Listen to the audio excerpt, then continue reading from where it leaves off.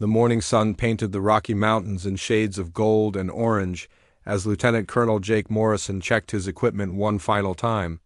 The air was thin at this altitude, and frost covered the rocky ground beneath their boots. Jake had been leading Special Forces teams for 15 years, but he still felt the familiar rush of adrenaline before every mission, even training exercises like this one. "Radio check," Jake spoke into his headset as he scanned the 12 soldiers spread across the mountainside. Each man was handpicked from the best units in the military. They had trained together for months, becoming a machine of precision and deadly efficiency. "Lima 1 clear," came the voice of Sergeant Danny Rogers, his sniper positioned on the eastern ridge. "Lima 2 clear," responded Corporal Mike Turner from his position near the tree line. One by one, each team member confirmed their status. Jake nodded with satisfaction. These men had followed him through 3 deployments in hostile territory. They trusted him completely, and he trusted them with his life. The training exercise was simple in concept but brutal in execution. The team would navigate 20 miles of mountain terrain while avoiding mock enemy patrols, then assault a fortified position using only the equipment they could carry. It was the kind of mission that separated elite soldiers from ordinary ones. Jake adjusted his pack and started moving up the steep slope. Behind him, his team followed in perfect formation, each man maintaining proper spacing and cover. They moved like shadows through the pine forest, their movements silent and coordinated. 3 hours into the exercise, Private First Class Tony Garcia froze and held up his fist. The entire team stopped instantly, melting into the surrounding rocks and vegetation. Garcia was their youngest member, but his eyes were sharper than a hawk's. If he saw something, it was worth investigating. Jake crawled forward to Garcia's position. The young soldier pointed toward the sky without speaking. Far above them, small dark shapes moved against the blue morning sky. At first, Jake thought, they might be aircraft from a nearby base, but something was wrong. The objects moved too smoothly without the sound of engines or rotors. "Those aren't ours," Garcia whispered, his voice tight with concern. Jake pulled out his binoculars and focused on the strange craft. They were unlike anything he had ever seen. Sleek and metallic, they moved in perfect formation without making any sound. As he watched, more objects appeared, larger ones that seemed to shimmer in the sunlight. "Command, this is Lima Actual," Jake spoke into his radio. "We have unidentified aircraft in our training area. Please advise." Static answered. Jake tried different frequencies, but every channel was dead. A cold feeling settled in his stomach. In 15 years of military service, communications had never failed completely during an exercise. "Sir," Sergeant Lisa Parker called softly from her position 20 feet away. She was their communications specialist, and her face was pale. "I'm getting nothing on any frequency. It's like every radio tower in the state just went dark." Jake looked back at the sky. The strange objects were growing larger, and he could see more of them appearing from different directions. They seemed to be converging on populated areas in the valleys below. Suddenly, brilliant flashes of light erupted from the craft. Jake watched in horror as beams of energy struck the ground far below. Even from their mountain position, they could see explosions blooming like deadly flowers across the landscape. "What the hell is happening down there?" Rogers called out, his sniper scope trained on the valley. Jake's mind raced through possibilities. This wasn't any military exercise he knew about. The craft were too advanced, too alien in their design. As impossible as it seemed, there was only one explanation that fit what they were seeing. "Listen up," Jake called to his team, his voice calm despite the chaos unfolding below them.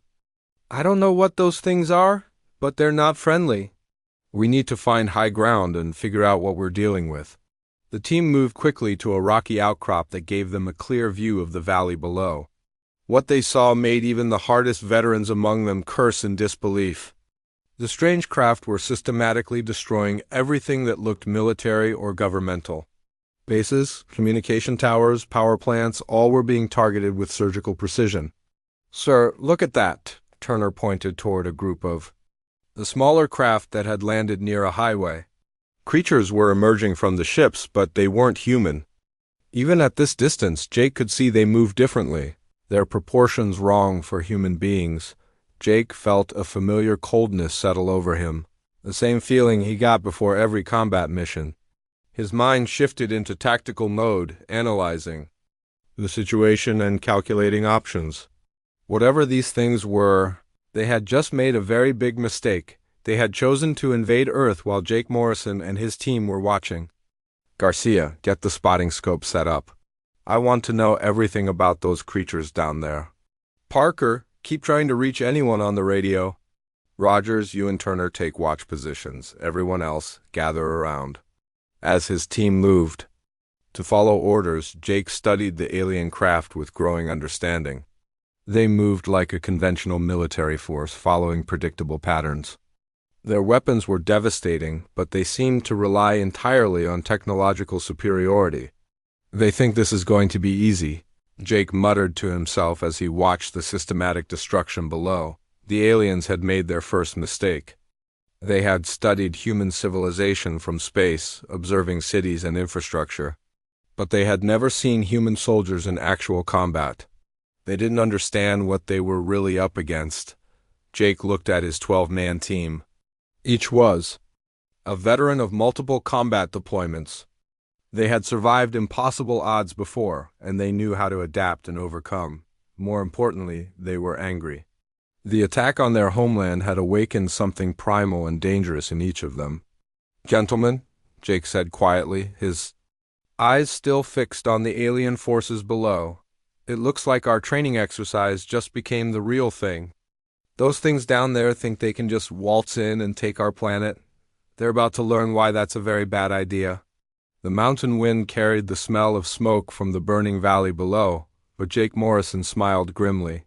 The aliens might have superior technology and numbers, but they had never faced anything like an elite human special forces team fighting for their home. Their invasion was about to become much more complicated than they ever imagined.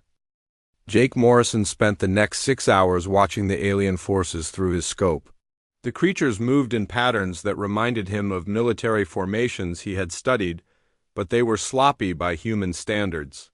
They seemed to rely completely on their advanced weapons and technology, never expecting any real resistance. The aliens were tall and thin, with grayish skin that looked almost metallic in the sunlight.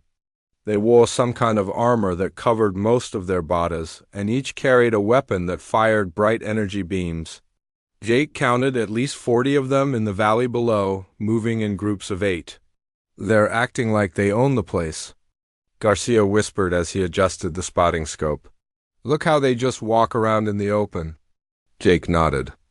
In every war zone he had ever operated in, soldiers moved carefully, using cover and watching for threats. These aliens walked around like they were on a parade ground. They had never faced an enemy that could actually hurt them. "Sir, I'm getting something on the emergency frequency," Parker called softly from her radio position. "It's broken up, but I think it's coming from Peterson Air Force Base." Jake crawled over to listen. The radio crackled with static, but he could make out fragments of desperate voices. Military units across the country were reporting the same thing.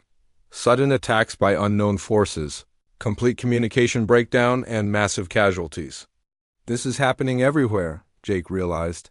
This isn't just a local attack. They're hitting the entire planet. The thought should have been terrifying, but Jake felt only cold determination. These creatures had made the mistake of attacking his home, his country, his people. They were about to learn what happened when you threatened something especial. Forces soldier was trained to protect. "Rogers, what's the range to that patrol?" Jake asked his sniper. 800 meters, sir." "Easy shot." "Negative. We watch and learn first. I want to know everything about these things before we make our move." As the day wore on, Jake's team gathered intelligence on the alien forces. They noted patrol patterns, weapon capabilities, and communication methods. The aliens used some kind of radio system, but it operated on frequencies their equipment couldn't intercept. Around noon, one of the alien patrols moved closer to their position. Jake made a decision that would change everything. He selected Turner and Garcia to accompany him on a close reconnaissance mission. They would get near enough to study the aliens up close and maybe capture some of their equipment. The three soldiers moved down the mountain like ghosts, using every bit of cover the terrain provided. Jake had done this kind of stalking mission dozens of times in enemy territory, but never against opponents like these. His heart pounded with excitement rather than fear. The alien patrol was moving along an old logging road, completely exposed and making no effort to watch for threats. They talked to each other in a language that sounded like music mixed with static. Their weapons hung loosely at their sides, and they seemed relaxed and confident. Jake positioned his men in a triangle around the patrol route. When the aliens walked into the kill zone, he would give the signal. 3 humans against 8 aliens with superior weapons and armor. The odds should have been impossible, but Jake had beaten impossible odds before. The aliens entered the ambush zone exactly when Jake predicted. They moved in a straight line, bunched together like tourists on a nature walk. Jake almost felt sorry for them, almost. He raised his hand and counted down with his fingers. 3, 2, 1. Jake and his men opened fire simultaneously. Their rifles cracked like thunder in the mountain air, and 3 aliens dropped immediately. The survivors spun around in confusion, trying to locate the threat, but the humans were already moving to new positions. Garcia flanked left while Turner went right. Jake stayed in the center, drawing the aliens' attention while his men maneuvered for better shots. The aliens fired their energy weapons wildly, but they had no idea where the humans were hiding. In less than 30 seconds, all 8 aliens were down. Jake approached carefully, his rifle ready, but none of them were moving. The human weapons had proven surprisingly effective against their advanced armor. "Holy hell, sir," Garcia breathed as he examined one of the alien weapons. "Look at this thing, it doesn't even have a trigger." Jake picked up one of the energy weapons. It was lighter than it looked, and covered in symbols that meant nothing to him. When he touched what looked like a control surface, the weapon hummed to life. Targeting display appeared in the air above it, showing distance and wind calculations. "These things are more advanced than anything we have," Turner said as he checked the alien bodies. "But they sure went down easy enough." Jake was thinking the same thing. The aliens had incredible technology, but they had never learned to fight against an enemy that fought back. They expected their superiority to protect them, and they had no idea how to handle unexpected resistance. "Parker, get down here," Jake called into his radio. "Bring your electronics kit. We need to see what we can learn from their equipment." While Parker worked on the alien communication devices, Jake studied the fallen enemies. They were humanoid, but clearly not from Earth. Their skin was tough like leather, and their bones seemed denser than human bones. But they bled red blood, and they died when shot, just like any other enemy he had faced. "Sir, I'm getting something," Parker announced excitedly. "Their radios work on multiple frequencies at once. I can't understand the language, but I'm picking up a lot of chatter. They're definitely coordinating with other units." Jake made his decision. They would take what equipment they could carry and move to a new position. The aliens would come looking for their missing patrol, and when they did, Jake wanted to be ready for them. As they prepared to move out, Jake looked at the alien bodies scattered around the logging road. These creatures had traveled across space to conquer Earth, confident in their technological superiority. They had expected humans to run or surrender like every other species they had encountered. Instead, they had run into Jake Morrison and discovered that humans were very different from their previous enemies. The aliens were about to learn that taking Earth would be much harder than they had ever imagined. The alien response came faster than Jake expected. Within 2 hours of the ambush, strange aircraft began circling the area where the patrol had disappeared. These ships were different from the ones they had seen during the initial attack. They were smaller, more aggressive-looking, and they moved with purpose. Jake watched from a new position 3 miles away as the search craft landed near the ambush site. Through his binoculars, he could see alien soldiers emerging from the ships. These new arrivals wore different armor, darker and more fitted to their bodies. They moved differently too, more carefully, like real soldiers instead of the careless patrol they had eliminated. Those look like they're special forces, Rogers observed as he studied the newcomers through his sniper scope. They're actually using proper search patterns. Jake had to agree. These aliens were scanning the area systematically, following the trail his team had left. They were professionals, not the overconfident amateurs from the patrol. This was going to be more challenging. How many do you count? Jake asked. 12 in the first group, 8 more coming from the second ship, Rogers replied. They're splitting up into 4 teams of 5, classic search formation. Jake smiled grimly. The aliens were adapting, but they were still thinking like conventional soldiers. They expected to find a conventional enemy hiding in conventional places. They had no idea they were hunting Jake Morrison. Listen up, Jake whispered to his team over the radio. We're going to give these hunters a lesson they won't forget. Garcia and Turner, you take the north ridge. Parker and Rogers set up on the south slope. Everyone else stays with me. We're going to let them come to us. The alien hunters moved up the mountain with impressive skill. They used cover well and maintained proper spacing between teams. Their equipment was clearly more advanced than the patrol units, with better armor and weapons that looked more dangerous, but they were hunting in Jake's territory now. He had trained in these mountains for years, knew every rock and tree. The aliens might have superior technology, but Jake had something more valuable. Intimate knowledge of the battlefield. The first alien team reached the ridge where Jake had positioned Garcia and Turner. The 2 soldiers waited until the aliens were directly below them before opening fire. 2 aliens dropped immediately, but the others reacted faster than the patrol had. They found cover and returned fire with disciplined precision. The engagement lasted only minutes, but it told Jake everything he needed to know. These aliens were real soldiers, not the easy targets from before. They communicated well, used tactics, and didn't panic under fire. This was going to be a real fight. Contact. North, Garcia reported over the radio. 2 down, 3 retreating to cover. They're calling for backup. Jake could see the other alien teams converging on Garcia's position. The hunters were about to become the hunted, but they didn't know it yet. Jake had positioned his teams to create overlapping fields of fire that would trap the aliens in a deadly crossfire. Rogers, you have targets coming up the south slope, Jake whispered into his radio. I see them, came the calm reply. Taking the shot. Rogers' rifle cracked once, and the lead alien tumbled down the mountainside. The others scattered for cover. But they were moving exactly where Jake wanted them to go. The battle that followed was unlike anything Jake had experienced in 15 years of combat. The aliens fought with skill and courage, using their advanced weapons to devastating effect. Energy beams turned trees into burning torches and shattered rocks like grenades, but Jake's team had advantages the aliens couldn't match, they knew.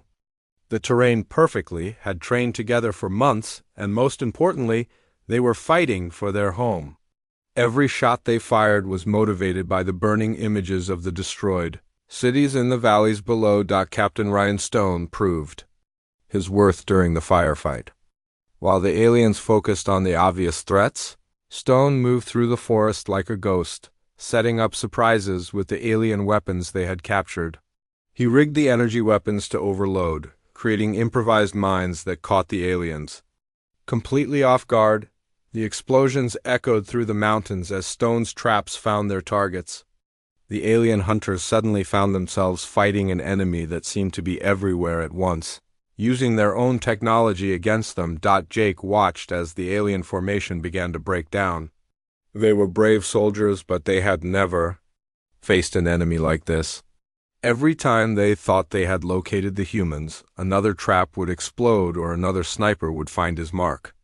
Sir, the last group is retreating to their ships, Parker reported. They're calling for more backup. Jake made a quick decision.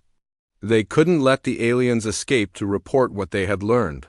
His team needed to maintain the advantage of surprise for as long as possible. All units, pursue and destroy, Jake ordered. Don't let them reach those ships. The chase down the mountain became a running battle.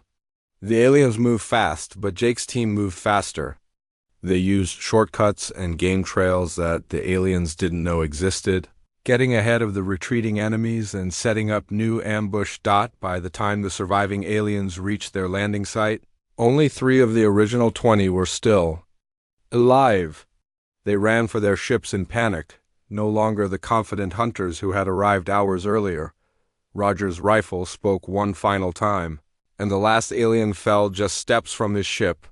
The mountain was quiet again, except for the sound of burning trees and the distant rumble of alien aircraft searching other areas. Jake looked at his team as they regrouped near the alien ships. They had just defeated an elite alien unit using nothing but standard infantry weapons and superior tactics. His men were dirty, tired, but uninjured and victorious. "Gentlemen," Jake said as he studied the captured alien ships, "I think we just got their attention. They're going to send more hunters, and they're going to be even better than these were." The alien ships contained equipment and weapons beyond anything on Earth, but Jake was already thinking about how to use the aliens' own technology against them. The hunters had become the hunted, and Jake Morrison was just getting started. Admiral Zektar stood before the main display screen in his command ship, watching the tactical reports with growing disbelief. In 47 conquered worlds, he had never seen anything like this. A single small unit of primitive soldiers had eliminated 2 of his elite hunter squads in less than 24 hours. "Show me the battle recordings again," Zektar ordered his tactical officer. The holographic display showed the mountain battles from the perspective of the fallen hunter units. Zektar watched as his elite soldiers, trained for decades and equipped with the finest weapons in the galaxy, were systematically destroyed by humans using crude projectile weapons. "The humans are using our own technology against us," his science officer reported. "They somehow learned to weaponize our plasma charges and turn them into explosive traps. This level of adaptation is unprecedented." Zektar felt something he had not experienced in centuries of warfare, uncertainty. These humans were not like the other species his empire had conquered. They did not flee in terror or surrender when faced with superior technology. Instead, they adapted and fought back with a creativity that disturbed him. "Deploy the terror units," Zektar commanded. "I want this human leader eliminated immediately." The terror units were Zektar's most feared weapon. Genetically enhanced warriors who had never failed in their mission to break enemy morale through sheer brutality. They would hunt down this troublesome human and make an example of him that would crush any remaining resistance.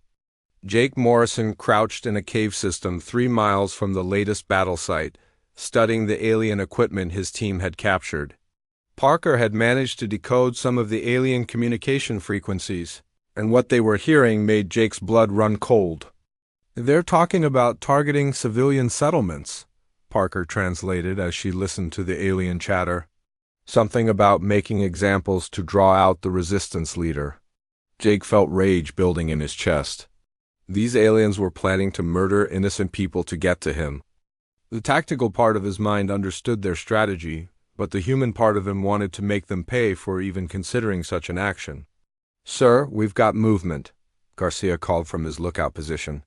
"Big movement. At least 6 ships coming in from the north." Jake moved to the cave entrance and looked through his binoculars. The new alien ships were larger and more heavily armed than anything they had seen before. As he watched, creatures emerged that made the previous aliens look small and weak. These new enemies were massive, nearly 8 feet tall, and covered in armor that looked like it was grown rather than manufactured. They moved with predatory grace, and even from a distance, Jake could sense their dangerous nature. "Those aren't regular soldiers," Rogers observed as he watched through his sniper scope. "They move like hunters, professional killers." Jake nodded grimly. The aliens were escalating, bringing in their best warriors to deal with what they saw as a growing threat. Good, the more resources they wasted on his small team, the fewer they would have for conquering the rest of the planet. "New rules," Jake announced to his team. "These things are targeting civilians to get to us. That means we stop playing defense and start hunting them instead." The terror units spread out across the mountainside with lethal efficiency. Unlike The previous alien forces, these warriors understood how to hunt intelligent prey.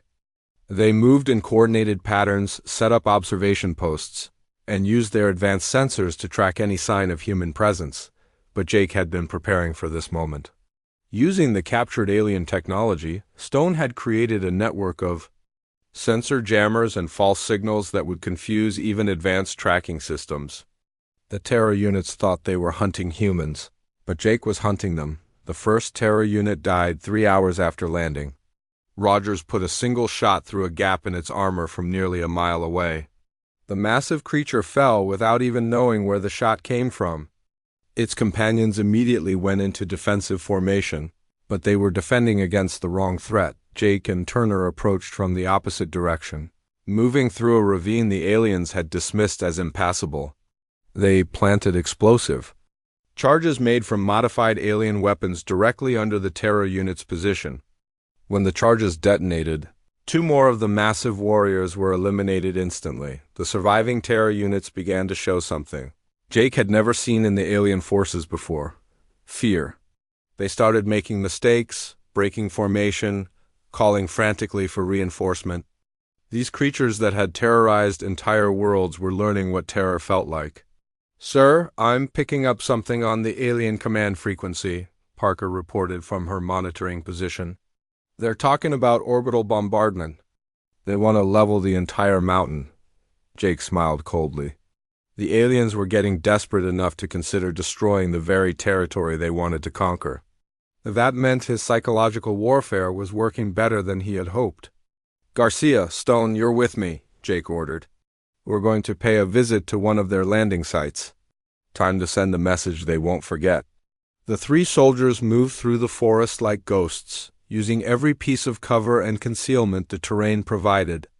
They had learned to move the way the terrain demanded.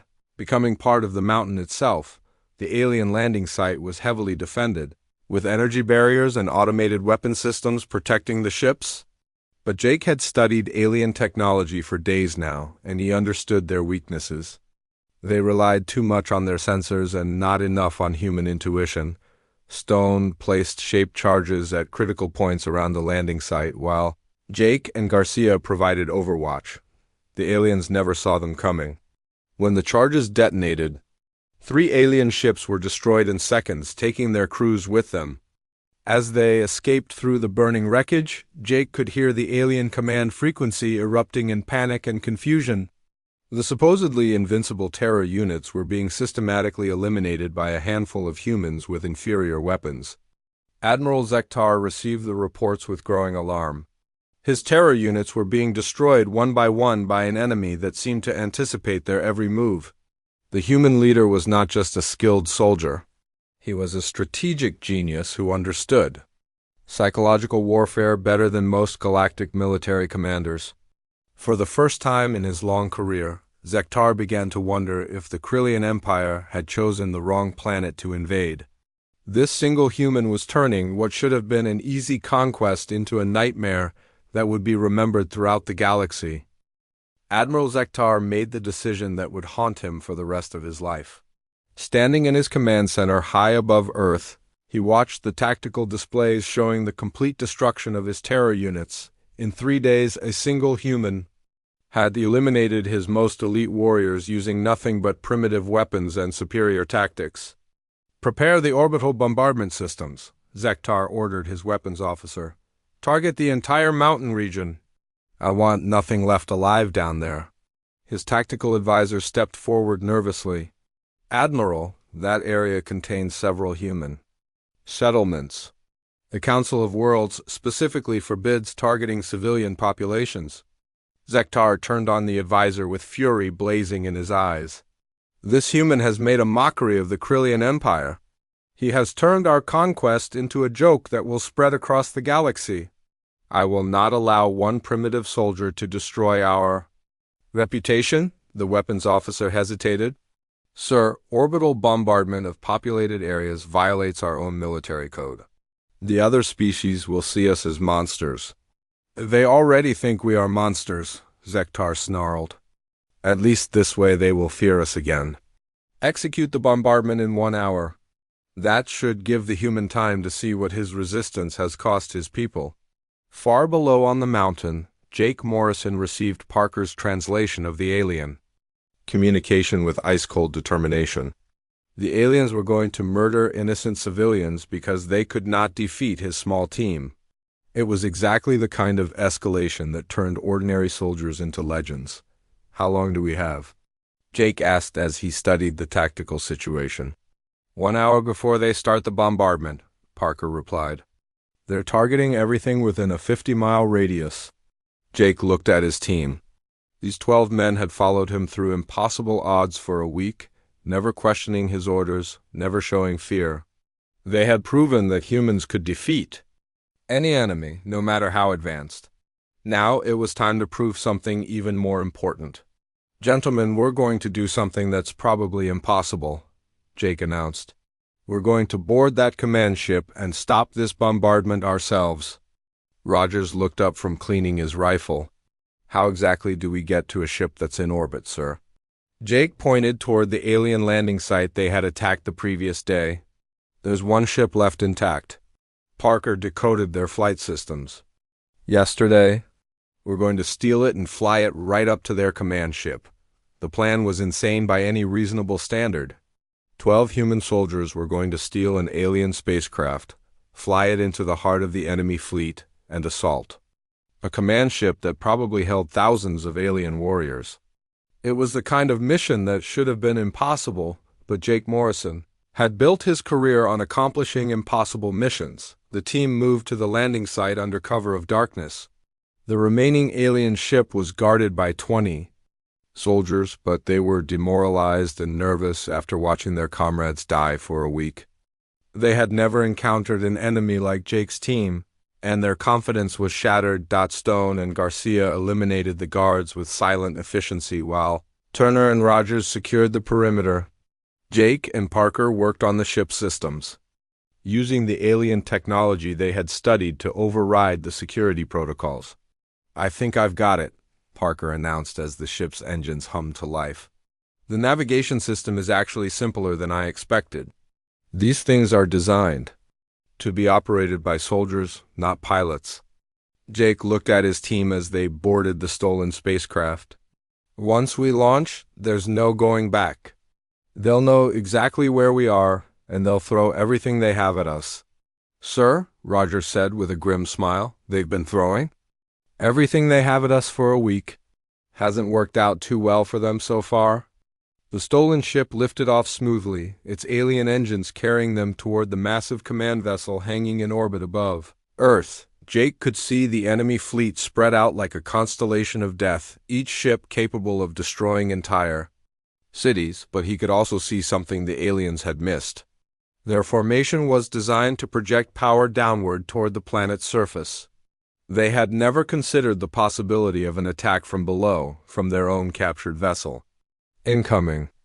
Transmission, Parker announced as they approached the command ship. They're ordering us to identify ourselves. Tell them we have captured humans aboard, Jake ordered.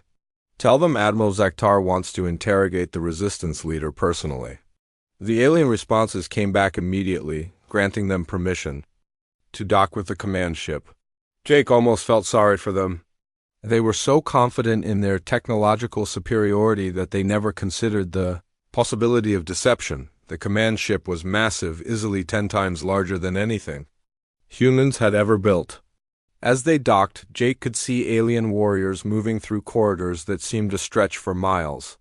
The ship probably held 10,000 soldiers, all armed with weapons that could vaporize a human instantly.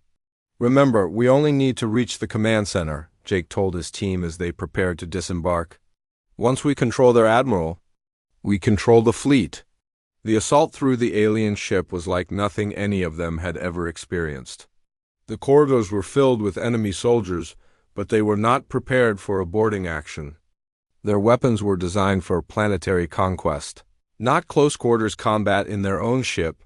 Jake's team moved through the ship like a force of nature, using captured alien weapons and improvised explosives to clear their path. Every alien they encountered was shocked to see humans aboard their most secure vessel. Admiral Zakhtar was in his command center. watching the orbital bombardment countdown when the humans burst through his reinforced doors. The last thing he saw was Jake Morrison's cold eyes as the human soldier raised his captured alien weapon. With their admiral dead and their command structure destroyed, the alien fleet fell into chaos. Ship commanders called for reinforcement, demanded new orders, and argued among themselves about what to do next.